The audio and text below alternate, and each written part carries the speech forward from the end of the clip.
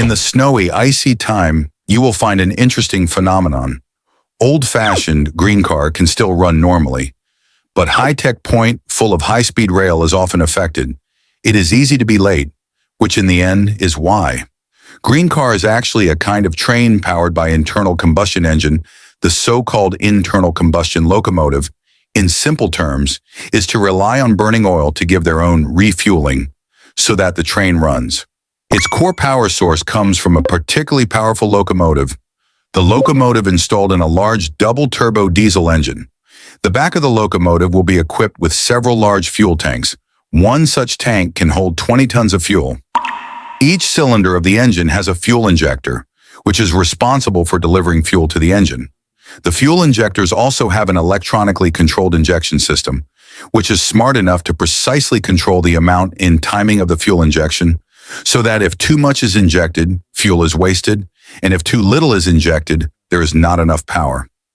Turbocharger is very important. Just like some people on the Tibetan Plateau need to inhale oxygen, turbocharger is to make the engine in a short period of time to inhale more air so that the diesel fuel can be burned more fully. The power will be more powerful. Otherwise, when climbing the plateau, the train may slip. A train's turbocharger usually has two turbines, one large and one small.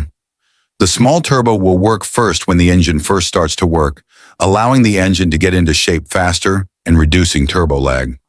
When the engine speed becomes high, the big turbine will start to work, a steady stream of power output, so that the train runs faster.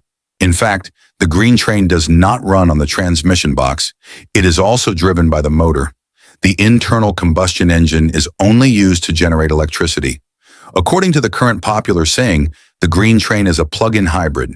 Its diesel engine crankshaft and a huge alternator connected together.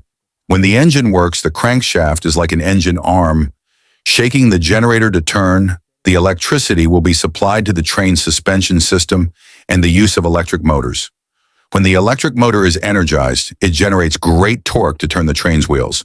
And on the outside of the entire electrical room, there is a row of batteries. The battery pack has two important roles. One is to start the engine power supply. The other is when the engine does not work, the train needs to travel a short distance. These batteries can also provide power.